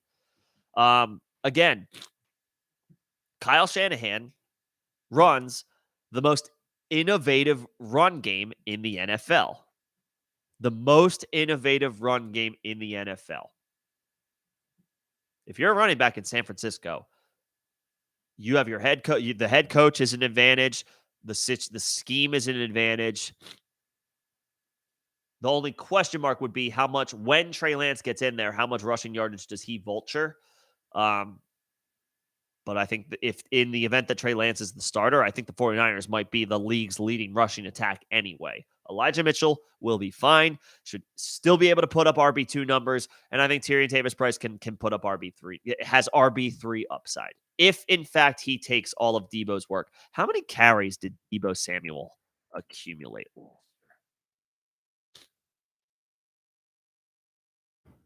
I know he had 77 catches, which is 1,400 yards. Is absolutely absurd. How How many carries did Debo have last year? Oh, he had 59. That's like, it felt like more. Didn't it feel like more? Did it feel like more that 59 carries for Debo? Okay, so Green Davis Price is going to need more than 60 carries to make any type of impact. And again, maybe some of that, the 60 touches can be attributed to, at the end of the day, the 49ers were still like, we still don't want to give Debo a full running back's workload. And he was still a full-time pass catcher as well. So let's say Tyrion Davis Price absorbs 50 of those carries, 50 of the 59 carries, or 50 of the 60 carries. Like if you want to round up, he had 59 carries, Debo did last year. Let's say we round him to 60. If Tyrion Davis Price takes 50 of those, plus siphons a little bit more work Raheem Mostert had some, well, he only played one game, but Jeff Wilson, there you go. The carries that Raheem Mostert, Trey Sermon, and Jeff Wilson accumulated over the course of the season, plus maybe they spell Elijah Mitchell a little bit more because almost every backfielder is a committee these days. Tyrion Davis Price could get 100 carries, maybe like 85 to 90. He's got RB3 upside in that offense with that type of work, as far as I'm concerned. CXK, what's going on? Thanks for stopping by and appreciate the kind words. It's a bit of a bootleg situation today.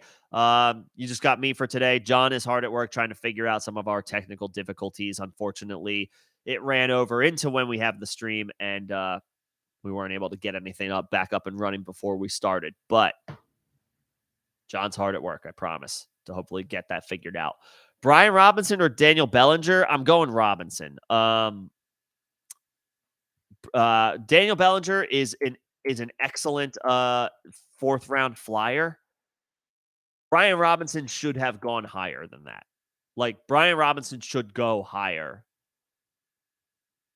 than the 401. I love Bellinger in the fourth. I do.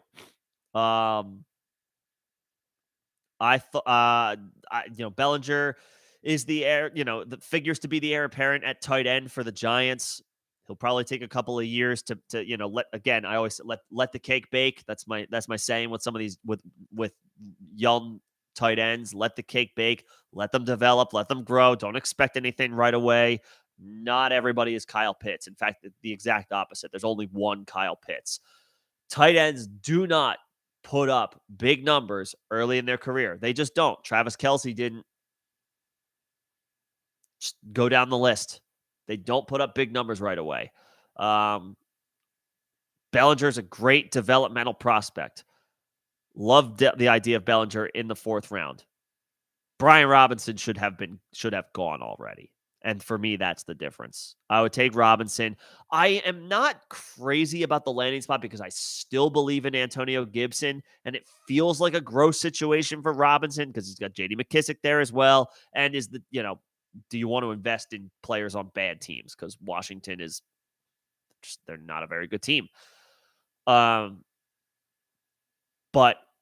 if anything happens to Antonio Gibson, who played through a myriad of injuries last year, missed a couple of games, suffered turf toe his rookie season, so he has missed some time. Brian Robinson goes into that first and second down role for Washington and contributes for you for a few games this season.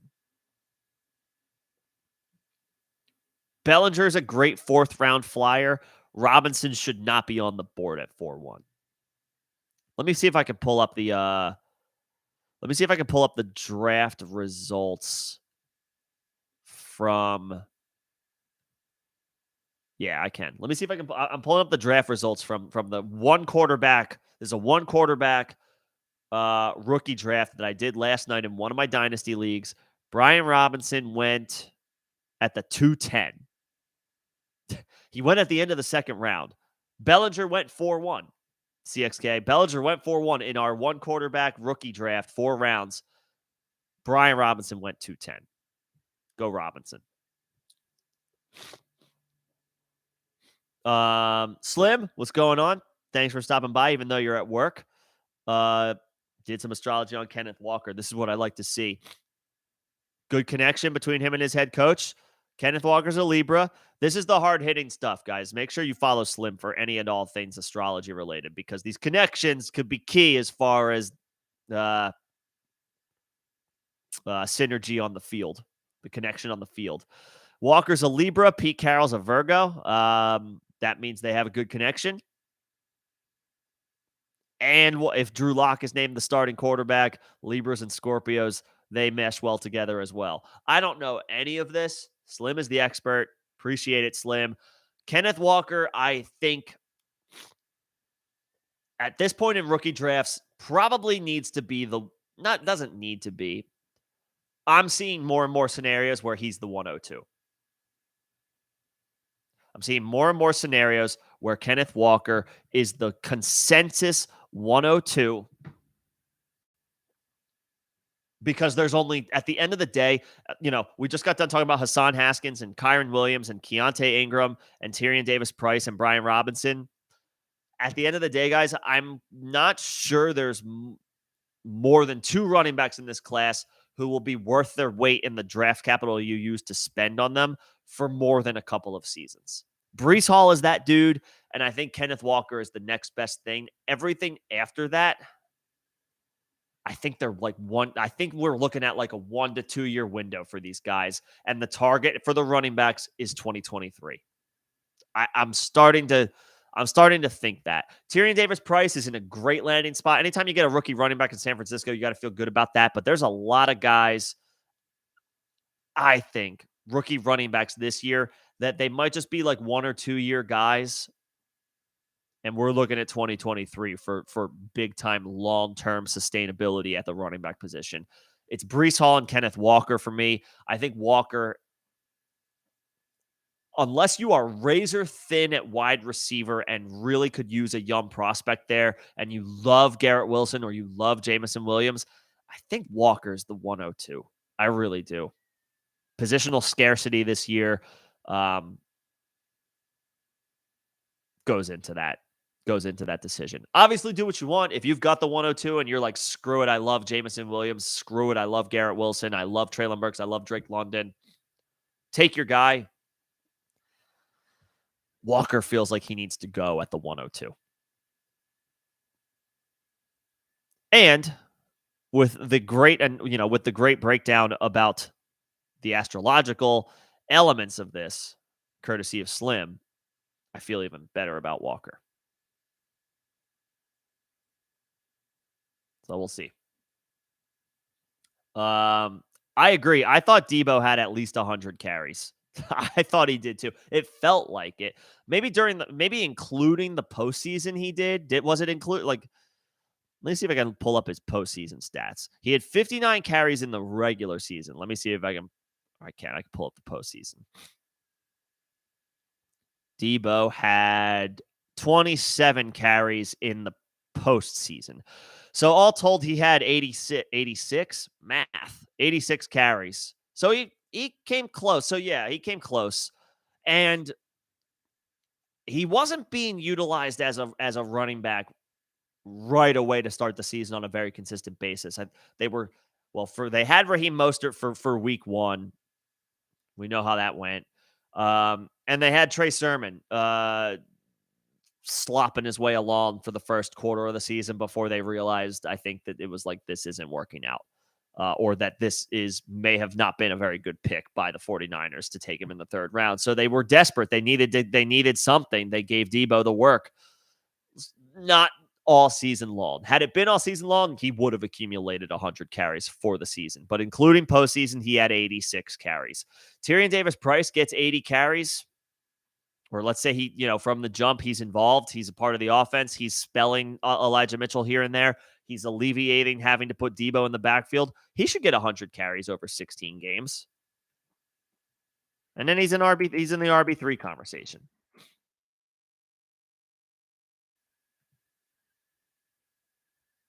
See what happens. Iron, we're not doing a mock draft right this second, but we will, we can probably get one. I don't know how much more people are going to be doing rookie drafts after like next week or the next couple of weeks, but we could definitely swing one up for next Tuesday, for the next Tuesday stream. Maybe that's assuming we're all back up and running and our technical difficulties are like finally figured out. Again, shout out to John, who I know is hard at work trying to resolve why we've been having lags and all that stuff. We can maybe try to do one more mock next week. I don't know if that would be helpful. If it's not helpful if everybody's going to have their rookie drafts completed by say this weekend. But if you know that you're going to be doing rookie drafts next week, we could set one up.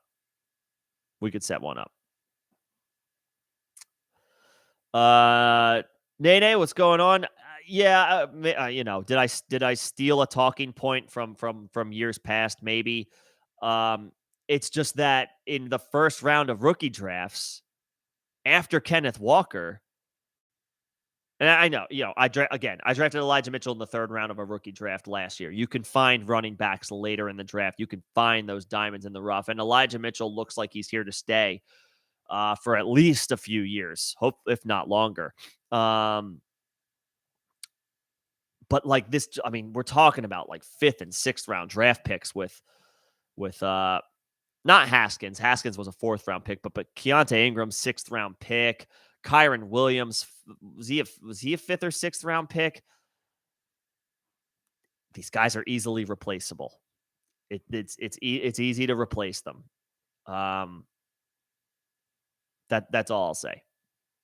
Maybe I'm wrong. Maybe, if Tyrion Davis-Price rocks out for the next 5 years, then more power to Tyrion Davis-Price. And I'm not rooting against any of that happening. It's just like we are so expecting the high-profile running backs next year to come in bunches and to be awesome. Like we're expecting like 5 first-round bona fide running backs, not in the NFL draft, but in rookie drafts, the first round, and we're expecting elite production from all 5 of them. It's just not the same narrative this year. There's 2 guys. Isaiah Spiller was thought to maybe be in that conversation. He fell to the 4th round of the NFL draft, and he's in a Chargers backfield that, yes, there are opportunities, but he's going to be a clear number 2 at best to Austin Eckler. Austin Eckler can say all he wants. I want more backfield. I want more players in the backfield to help spell him a little bit, keep him fresh, keep him healthy. Chargers aren't going to take their best player off the field. Within reason, it's a running back. Everybody knows they need breaks. They need to spell here and there. They can't play every snap. I don't know how much work Isaiah Spiller gets with a healthy Austin Eckler. So just saying, just throwing it out there. Alex, sorry you missed the mock. It's all good. Again, maybe we could look to do one next week. We could look to do one Tuesday. Hell, maybe, depending on what's going on tomorrow, we don't have a stream Friday, but maybe we can slap one together in the Discord. Well, maybe we can see about slapping a rookie mock draft together in the Discord. Iron, it's not a link for a real league. We were just doing rookie mock drafts to give all you dynasty players an opportunity to just have a mock, see the board, visualize, get an idea of how it might go. Obviously, when we do a mock draft, there might be 6, 7, 8 bots that are in there just like making auto picks, but it's still an opportunity to see like where ADPs are falling, what the general consensus is generally, where they're viewing guys, where guys are going. That's what it was for. No real leagues yet, but that's coming. Real leagues will happen. We just need a few more members. And if you're not a member, just got to throw it out. If you're interested in becoming a member, we do offer additional channel perks. We got to get some members only content up and running. The NFL draft set us back a little bit with that. But we do intend to continue to pump out content that is for members only, additional channel perks. If you're interested, additional access to us in Discord, which, by the way, the Discord is for anybody. You can join. Feel free to join. It's in the link in the Isn't it? Did I put it in the link in this video? If it's not in the link in this video, the Discord is the top link in any video, the description of any video on our channel, recorded or a live stream, to join the Discord if you're interested. You can keep the conversation going over there. If you're interested. And one of the perks for members is John and I will set up leagues. The format of the league can be up to the members. We will commission it. We'll take care of all of the management stuff. That is one of the perks. No links yet set up for real leagues, but rest assured those are coming. Nay, I'm not sure I'm necessarily Cooper Cup broke records. Hell yeah, he did. Had like 5 or less carries. Oh, did Cooper Cup accumulate like 50 carries this year? Did he? I mean, he had the best season ever. Like, he had the best single season ever. I don't think you can take that away from Cooper Cup. Like, the only guy who maybe has an argument, and I would have to go back and look, would be Jerry Rice. Cooper, like when you factor in postseason, Cooper Cup had the best damn season ever. Like, yeah, historic, record breaking. Now I want to know how many carries he had. Really quick, and then I will be shutting this down somewhat shortly. Nate, you're at Breece Hall, Kenneth Walker, Kenny Pickett, Garrett Wilson. For a Superflex rookie draft, I wouldn't take Pickett that high. I know he was a first-round pick in the NFL draft. I know he went 20th overall to the Steelers. Kenny Pickett is not like a Trevor Lawrence level prospect where it feels like he should go in the top 5 of a Superflex rookie draft just because he's a quarterback. I would take him at like the 107, the 108. I would take him around there. But I would take Breece Hall. I would take Kenneth Walker. I would take Garrett Wilson. I would take Jamison Williams, Treylon Burks, Chris Olave, and Drake London over Kenny Pickett. So now I guess I'd have him at 8. I would take Kenny Pickett at the 108. That's the cut. That's where I feel super comfortable drafting Kenny Pickett. But those other players, those other high-end prospects, the top 7 this year, even in Superflex, I want all those guys first. Kenny Pickett feels like I don't know if I don't want to sell him so short, but it's almost like maybe he's like hopefully he's, for fantasy purposes, a better version of Mac Jones. We had one excellent season to go off of, and he had a phenomenal season. But it was at Pittsburgh. They played in the ACC, I think. It's hard to gauge how good that season was relative to correlating it to, is he going to be really good at the NFL level? I would take him at the 108 in Superflex. And then Willis and Ritter and Corral, second round, maybe middle of the second round. I feel fine with any one of those 3 guys. Pickett, I'm not taking in the top 5 in Superflex. So, wrapping up questions and comments here, and then I am going to shut this down again. Appreciate everybody stopping by. I know this setup is a little bit more bootleg than usual. Appreciate the support as always. Appreciate you guys always coming in and hanging out, talking shop, talking questions, whether it's bringing up topics or asking questions or just like a general conversation. Always much appreciated.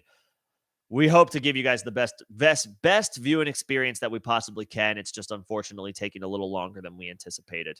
But CXK 104. Okay, you took London at the 104. You took Pickett at the 105. Okay, so I did just mention if you have 2 first-round picks, so Nene, maybe going back to your question, let me caveat. If you have 2 first-round picks, and with one of those picks, you could fill a big need. If there's a glaring, like if quarterback is a glaring need, like I don't care, I need a prospect, I don't have a young quarterback that I can lean on, I want a guy. I just need a guy. I would rather have a guy like maybe I'm set at wide receiver. I'm loaded at wide receiver. I don't necessarily need one of these guys. I won't be relying on one of these guys. Okay. If you have 2 firsts, you can take one of the top 7, one of the clear top 7 guys. And then you can take Pickett because it's like, it's super flex. I just want a quarterback. I want to make sure I secure a quarterback. I take a quarterback every other year at worst because that's just my mantra. That's my philosophy. That's my strategy. That's how I operate. No complaints from me. Totally fine with that. I that's the only scenario I'm taking Pickett in the top 5, like kind of where CXK did, where it's like I have 2 first-round picks and I can take Pickett, but I can still secure one of the top 7 prospects this year. That's how I would do it. So with that said, with Pickett at the 105, because you got London at the 104, I'm good with that, CXK. You got Davis Price at the 301. I think that's a great spot. I think it's a really good spot for Davis Price. Again, the San Francisco backfield is the best landing spot for some of these running backs, like where it's like, he's not a bona fide Breece Hall, but he can contribute. Name me a better backfield than San Francisco with Kyle Shanahan. I don't think we can. I don't think that's possible. I can't think of another backfield with that head coach, with that innovation, with the way they run the ball. Tyrion Davis Price, beautiful. And at the 301, that's good. And Brian Robinson, the 401, again, I just saw them go at the end of the second round in a competitive 1 quarterback rookie draft last night. You got him at the 401. That's value. That's great. That's great value as far as I can tell. You want me to grade it? Again, I'm not like totally bullish on Pickett in the top 5 because you have 2 first-round picks. I'm good with the strategy. Yeah, it's a B plus A minus, CXK. I think you made out really well. I'll say this: Brian Robinson falling to the 4th and you scooping him bumps it up to an A. That bumps it to an A. Like maybe A minus is just because I'm not totally sold on Pickett as a prospect, but I understand the thought process in taking him in the top 5 of a super flex draft when you have another top 5 pick. So I like it. I'm good with it. Happy to hold it down. Appreciate the kind words. I do what I can. I know I was sniffling for the first like hour and 15 and there was no nose picking during this show. Let it go on record. I was just having some sniffling itchy issues. So I appreciate, hopefully that didn't scare away too many people. But always happy to talk shop with you guys. Always happy to hold it down, even if it's a situation that's less than ideal on our end. We'll hopefully have everything up and running by next week. But appreciate the kind words. Iron, I do remember the question about Discord. Dylan for the 104. I agree. Keep the pick. I like Dylan. You got a shot at one of the top 5 best players of this draft. One of the best receivers of this draft. Whether it's Garrett Wilson, whether it's I don't know if Wilson falls to the 104. Excuse me. If it's Wilson, if it's Williams. If you like Drake London, this channel's been a little bit more down on Drake London than others. If it's Treylon Burks, I've seen Treylon Burks go in the top 5 regularly. I'll take that shot. I like AJ Dillon, but yeah, he is in a timeshare with Aaron Jones. He did lead the Packers in carries last year, but Aaron Jones missed a couple games as well. So I do like AJ Dillon this year. I think he's going to have a huge role with the Packers turning to a couple of rookies in their wide receiver core and didn't really replace Devontae Adams or Marquez Valdes-Scantling beyond a couple of rookies. And Sammy Watkins. Shout out to the Lizard King. I like AJ Dillon. I think he's going to have a big role this year. I'd rather have the 104. I would. The receivers went to really bad situations. I don't know. I don't know about that. London, yeah. London didn't go to a good situation. He's going to be catching passes from some combination of Marcus Mariota and Desmond Ridder this year. That's ugly. That's ugly. And again, that further, that moves the board down for me on London. But the Falcons are gonna suck this year. They are gonna stink. They might win 2 or 3 games. They're gonna be in position next year for Bryce Young, CJ Stroud, Ukulele, the Miami quarterback, whose name I'm blanking on. They're gonna be in a position to take a top quarterback prospect next year. So there's going to be probably growing pains this year. It might be ugly this year. The argument in favor of Drake London is next year he might be catching passes from a guy who will be projected to be, a very strong 10-year starter in the NFL. That's the argument in favor of London. Garrett Wilson, I don't think went to a bad situation. The Jets are on the come up. There's a lot of people who are intrigued by Zach Wilson and his skill set. He still has a lot to prove. But with Elijah Moore, with Corey Davis, the pressure's not going to be on Garrett Wilson to be the number one guy and have to go up against number one corners each and every week, each and every play as a rookie. I think Wilson will be fine. And they added Breece Hall, and the offensive line is still a work in progress, but trending up a little bit with Becton. I don't hate the Wilson landing spot. I don't hate the Olave landing spot either. Jameis Winston has supported multiple high-end receivers for fantasy in the past. I know Chris Godwin is on another level, and so is Mike Evans, but we've seen it happen. We've seen Jameis throwing 30 interceptions in a season and still supporting high-end fantasy play from his wide receivers. I think Olave will be fine, and the Saints traded up to get him. He's going to be a big part of what they do. Jameson Williams, you could argue that's a bad landing spot. It's the Lions. It's Detroit. Detroit sucks, right? The Lions are bad every year. They're never good. You can make the same argument about the Lions that you can about the Falcons. Now, the Lions are a better team than the Falcons. But Jared Goff is not their long-term answer. And the defense still needs a lot of work. They got Aiden Hutchinson, number 2 overall. The rest of the defense still has a long way to go. The offense is good. The Lions' offense is good. The offensive line is good. The skill position guys are good. I think Jameson Williams will be fine. And if the Lions do end up in the top 5, which they perennially are, top 5, top 6, top 7, they will be in position to get one of the highly touted quarterback prospects next year.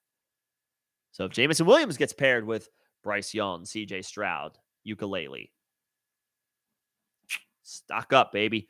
I'm not concerned about the landing spots for the receivers. And Treylon Burks, the Titans, I mean, maybe that's got the most long-term. Maybe Treylon Burks has the most long-term questions because after Ryan Tannehill, is Malik Willis the guy? And if Malik Willis can't do it, where do the Titans go at quarterback?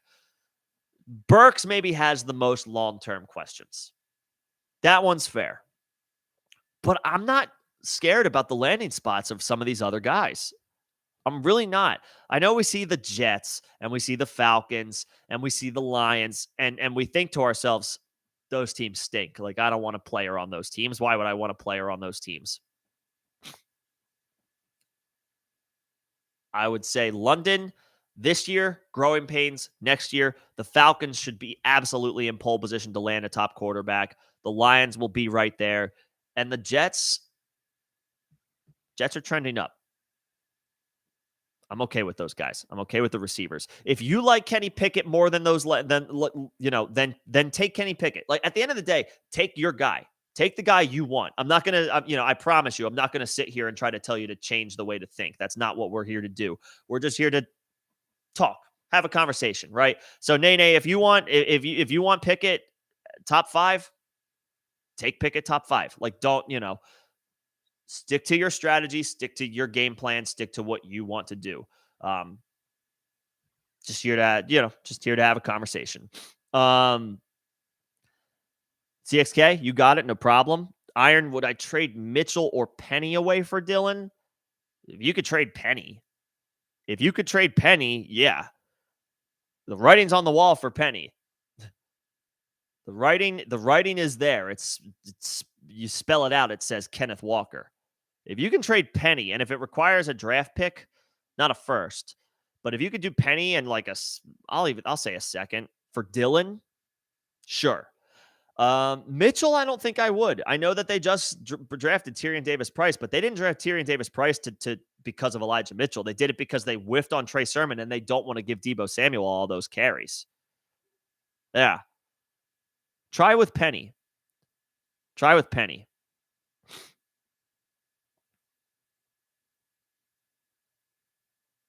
No one landed with Mahomes, Rodgers, Herbert, Stafford, Burr. No, I mean, no. Um, the point is valid. The point is sound. It's well, Stafford was first overall. I wasn't playing Dynasty when Stafford was drafted way back when. I don't was he the consensus 101 at that time? I mean, he was the first overall pick in the draft, the NFL draft. So I would think he would have been high, and so was Burrow. Burrow, I think, was pretty highly touted. Um, Rodgers, obviously, he fell in the first round. There's no way in Dynasty people had to have been out on him because of that. Mahomes was, I feel like, a relative unknown, and Herbert. There were a lot of questions about Herbert because whatever Tua went ahead of him. So no, you're not being biased, Nene. It's like again, the strategy is sound in Superflex. Just go get a quarterback and worry about the rest later. I don't disagree. Like go get a quarterback because if he works out, the value like it can't be calculated how well you spent that pick. You did a great job. um I guess I'm just not sure I want to spend a top 5 pick on Pickett when right now I'm not again, we don't truly know until we see them on the field, but I have my reservations hoping that he has a ceiling like the guys that you mentioned. If he does, if Pickett is the next Burrow or the next Herbert, I'll be the first person to hop on this pod and say I was wrong. I have no problem saying when I was wrong. I do it all that because we've all been wrong. I've been wrong plenty of times. I've been wrong a million times. But there's a thought process behind it. I'm doing myself a ton of favors by telling everybody how wrong I am all the time. But no, the logic is there, Nene. It's not, this is not me saying I disagree. It's just some of these. I guess I'm a little bit more bullish on the receivers, and yeah, in Superflex that could come back to bite me if Pickett if Pickett pans out. So yes, quarterbacks at the end of the day are worth it, but right now to this year, he's the only one in the first round. Like Desmond Ridder, Malik Willis, Matt Corral, they have to be second round picks in rookie drafts. They cannot go in the first. Pickett though, yeah, I would go more 107, 108 than 105, but follow your strategy. Go with your gut. Do what do what you think is the right thing. Jason, what's going on? You are catching us at the tail end of this bootleg stream. John's working on some technical difficulties, but thanks for stopping by. If you can get Kenneth Walker at the 103, that's an auto smash for me at this point because he's starting to look like everyone's taking. I see more consistently people taking him at the 102. You might be looking at, do I take Garrett Wilson? Do I take Treylon Burks? Do I take Jameson Williams? That might be what you're looking at. Walker is looking more and more like the 102. But if the guy in front of you has the 102, he's loaded at running back and needs a receiver, could happen. But Walker is, I'm seeing more like last night. I saw Walker go 102 in a rookie draft. In multiple mocks, we saw I've seen Walker go in the 102. I'm not seeing Walker slide too much. Not seeing Walker slide too much beyond the 102. But if he falls to 103 at this point, it feels like a layup, Jason. Feels like a layup.